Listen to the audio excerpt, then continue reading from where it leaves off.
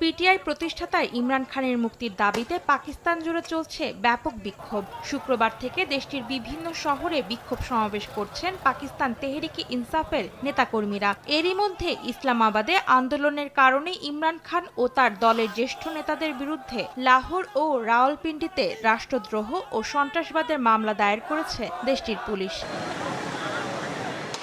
মামলার এজাহারে বলা হয়, কারাগারে থেকেই দলের নেতাকর্মীদের রাষ্ট্রের বিরুদ্ধে সহিংস হতে উস্কে দিচ্ছেন ইমরান। আন্দোলনকারীরা রাষ্ট্রবিরোধী স্লোগান দিয়ে ভাঙচুর করছেন বলেও উল্লেখ করা হয়। এদিকে রাষ্ট্রদ্রোহ মামলা ছাড়াও ১৪৪ ধারা ভঙ্গ করে ইসলামাবাদে বিক্ষোভ করায় পিটিআই নেতাকর্মীদের বিরুদ্ধে আরও কয়েকটি মামলা হয়েছে।